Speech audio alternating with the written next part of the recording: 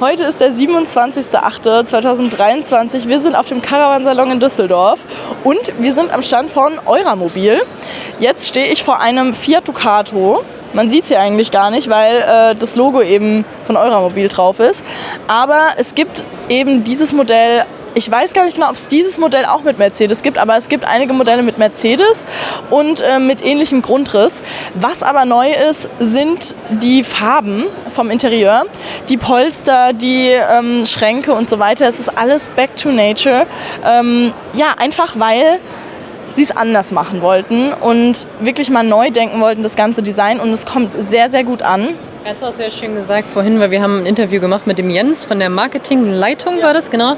Und er meinte, manchmal muss man einfach mal was trauen und das einfach mal rausschießen und gucken, was die Leute sagen. So ist es. Und aber hier sind ziemlich viele Leute unterwegs, die immer reingehen. Das ist schon einiges. Genau, würde ich sagen, das ist dem wahrscheinlich dann schon gelungen. Ne? Und ich meine, der Grundriss ist jetzt nichts Neues, aber es ist natürlich bewährt und es ist beliebt. Also warum sollte man es ändern? Und Design ist natürlich auch etwas, was ganz, ganz viel ausmacht und wo vielleicht der ein oder andere schon früher gesagt hat, ja, der Grundriss, den finde ich super, aber die Farben gefallen mir gar nicht. Also falls es der Fall war, dann schaut doch jetzt nochmal bei Euramobil vorbei, weil vielleicht ist ja jetzt was für euch dabei. Natürlich sind wir hier nicht in den Einstiegspreisen, aber wir sind hier wirklich im Premium-Segment. Sehr, sehr gute Qualität, langlebig. Ja. Wolltest du noch was ergänzen? Ja, hast recht. Okay. So, wir haben hier eine Garage, die ist zwar nicht ganz so hoch, weil wir hier ein bisschen ein anderes Bett haben, beziehungsweise das Bett ist nicht ganz so hoch, aber wenn man jetzt nicht gerade große Fahrräder mitnehmen will, hat man hier trotzdem sehr viel Stauraum, oder Jan? Genau, im Endeffekt könnte man ja noch hingehen und das Ganze ausgleichen, indem man einen Fahrradträger hinten drauf macht. Ja. Von daher denke ich mal, würde es noch nicht mal wirklich stören. Und ich glaube, wir sind hier sogar in einem 4-Sterne-Hotel, weil hier 4 Sterne bei Profila sind. Ich weiß nicht genau, was das zu bedeuten hat. Kannst du es dir erklären? Hättest du eine Idee? Ich weiß nicht, ob es daran liegt, dass der einfach so hochklassig ist. Jetzt könnten wir natürlich einfach mal kurz drüben gucken, ob da mehr oder weniger Sterne sind. Ja, stimmt. Warte mal. Aber ich glaube, bei Profila sind immer 4 Sterne. Ich sehe es aber jetzt gerade gar nicht. Steht da überhaupt... Siehst du was? Jan ist schneller als ich. Ja? 4 Sterne. 4 Sterne, okay. Also vielleicht ist Profila immer 4 Sterne. Also natürlich nicht vergleichbar mit einem 4-Sterne-Hotel. Ist eine ganz andere Art vom Reisen. Wer schläft schon nicht gerne in einem 4-Sterne-Wohnwagen? Ich sag immer Wohnmobil, richtig. 100 Videos später und sie sagt immer Wohnwagen. Ja. Den Preis haben wir gezeigt, richtig? Ja. Okay, wir gehen mal rein. Es ist schick. Das ist ein ganz, ganz anderer Grundriss. Ein mega Raumgefühl, muss ich sagen. Wir haben uns jetzt gerade einen Grundriss angeguckt mit Längsbetten. Genau. Und jetzt haben wir ein ganz anderes Bett wieder. Ich weiß leider schon wieder nicht, wie es heißt. Es ist kein Queensbett, es ist kein...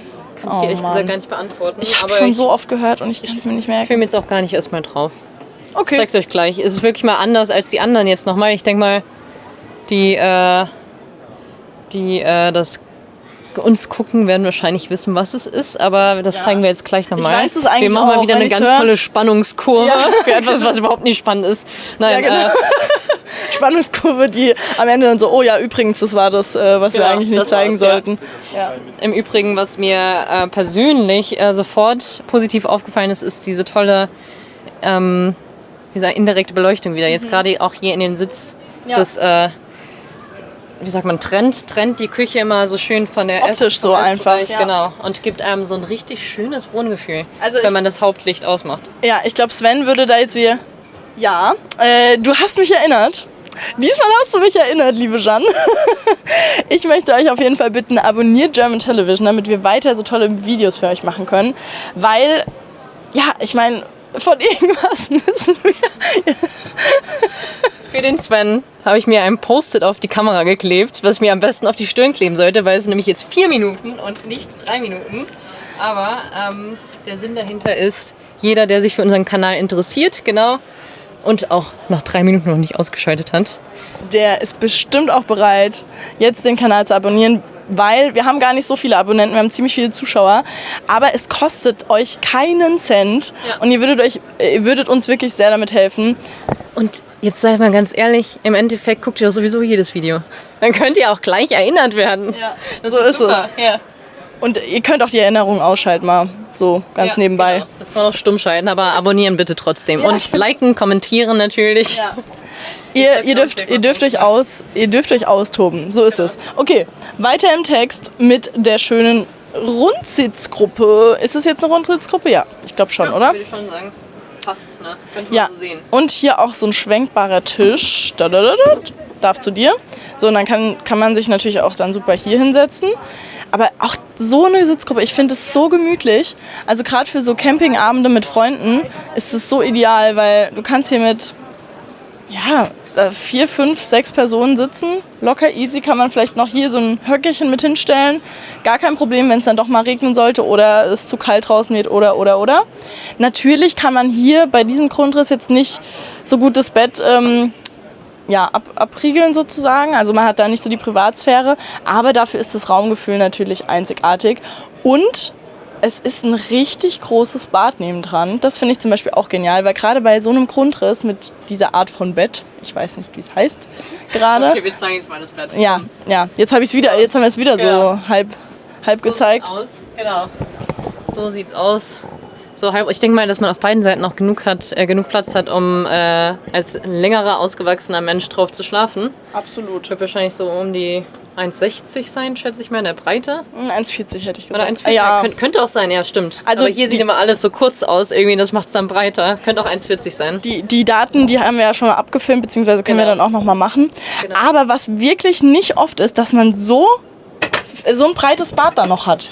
Also das ist wirklich nicht oft. Charakter, oder? Ja, total. Ich habe auch, als wir vorhin da standen, habe ich gedacht, warte mal, ist da eine Sauna drin? Okay. Ja. Es sieht wirklich so aus, aber ich glaube, das ist, weil diese Abdeckung da jetzt auch noch drauf liegt auf der Toilette. Ist auch mal ein bisschen eine andere Form von Toilette.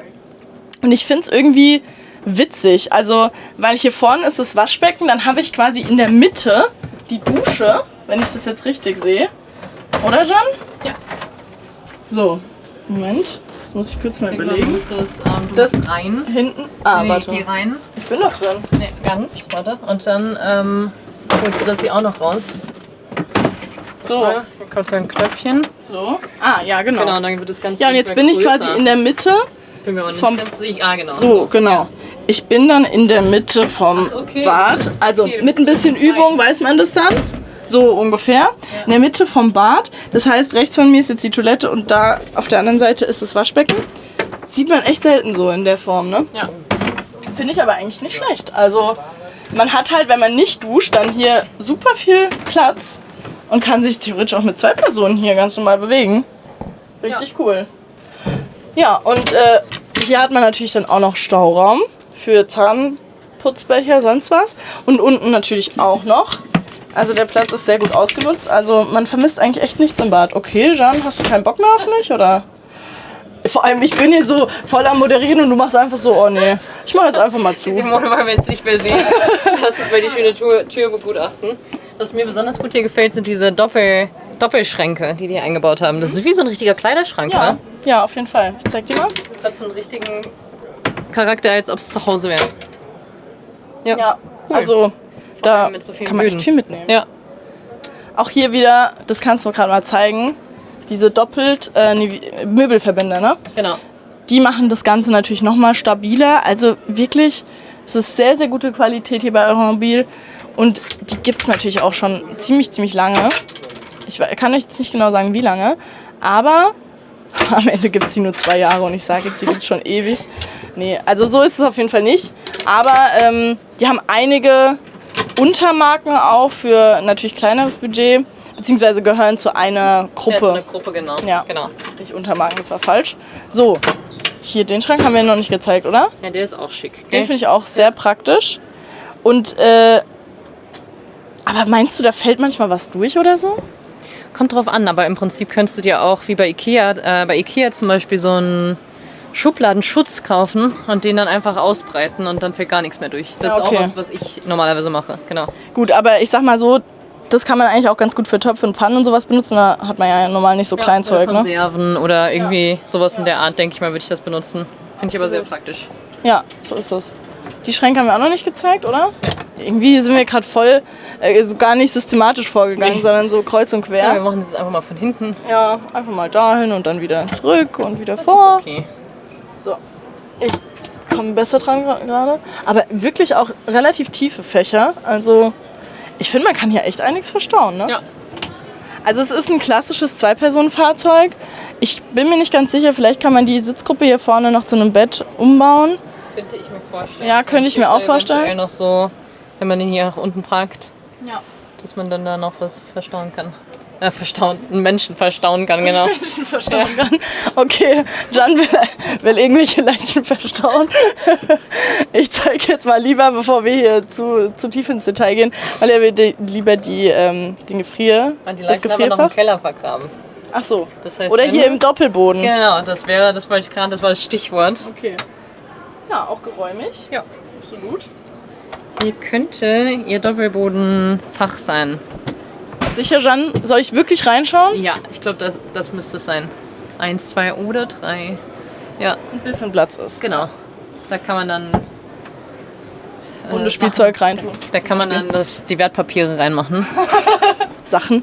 Genau. Sachen rein? Oder Genau. Menschen? Gut für Sachen. Warte mal, komm noch mal rein. Eine Sache könnte sein, dass hier nämlich noch Staufach ist. Nein. Okay, warte mal. Ja, bin nicht kann man sicher. das ja. Ja, eben. Nee, sieht nicht so aus. Okay, dafür ist es nicht gedacht.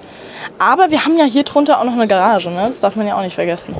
Die ist zwar nicht so hoch, aber Genau. die ist da. Ja, ich wollte noch ganz kurz hier zeigen, hinten hat man auch daran gedacht, dass man USB-Einspeisung und eine normale Steckdose hat und dann natürlich auch die kleinen Leuchten für im Bett, damit man abends vielleicht noch was lesen kann. Ja.